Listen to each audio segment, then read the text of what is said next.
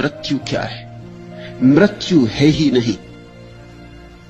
मृत्यु एक झूठ है, सरासर झूठ, जो न कभी हुआ न कभी हो सकता है। जो है वो सदा है। रूप बदलते, रूप की बदलाहट को तुम मृत्यु समझ लेते। तुम किसी मित्र को स्टेशन पर विदा करने गए, उसे गाड़ी में बिठा दिया, नमस्कार कर ली, हाथ हिला दिया, गाड़ी छूट गई। क्या तुम सोचते हो ये आदमी मर गया? तुम्हारी आंख से ओझल हो गया, अब तुम्हें दिखाई नहीं पड़ रहा है, लेकिन क्या तुम सोचते हो ये आदमी मर गया? बच्चे थे, फिर तुम जवान हो गए, बच्चे का क्या हुआ? बच्चा मर गया, अब तो बच्चा कहीं दिखाई नहीं पड़ता। जवान थे, अब बूढ़े हो गए, जवान का क्या हुआ? जवान मर गया, जवान अब तो कहीं दिखाई नहीं पड़ता।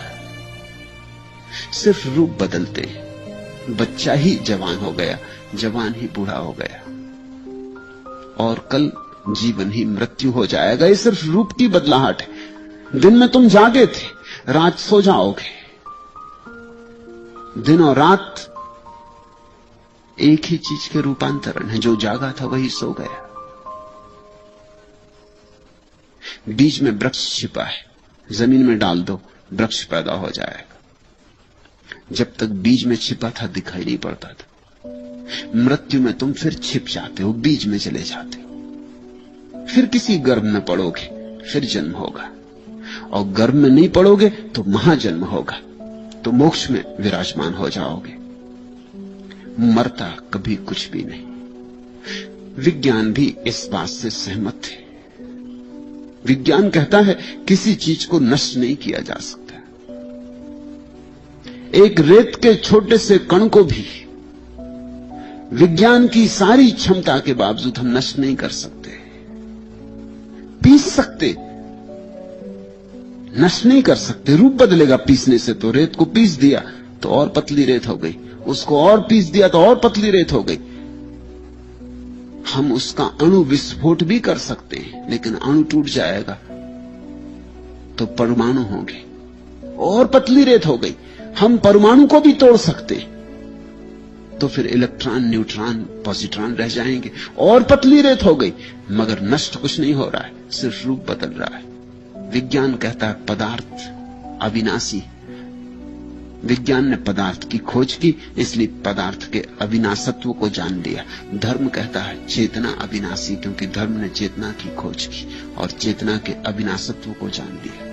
विज्ञान और धर्म इस मामले में राजी हैं कि जो है वो अविनाशी है।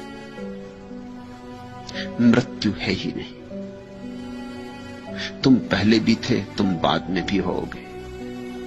और अगर तुम जाग जाओ, अगर तुम चैतन्य से भर जाओ, तो तुम्हें सब दिखाई पड़ जाएगा। जो जो तुम पहले थे सब दिखाई पड़ जाएगा। कब क्या थी? बुद्ध ने अपने पिछले जन्मों की कितनी कथाएं कही। तब ऐसा था, तब ऐसा था, तब वैसा था।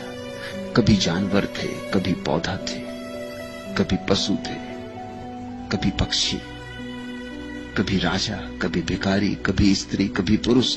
बुद्ध ने बहुत कथाएं कही।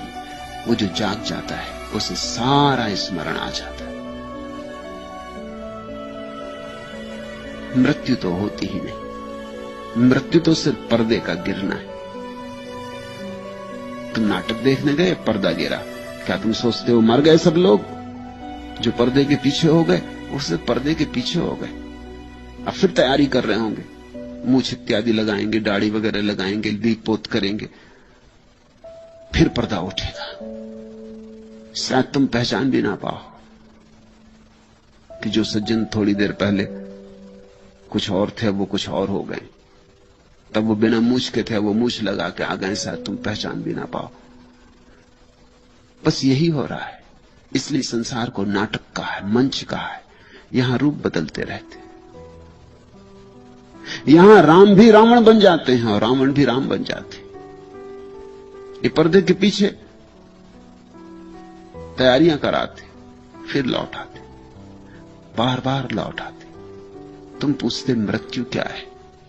मृत्यु है ही नहीं। मृत्यु एक भ्रांति, एक धोखा है।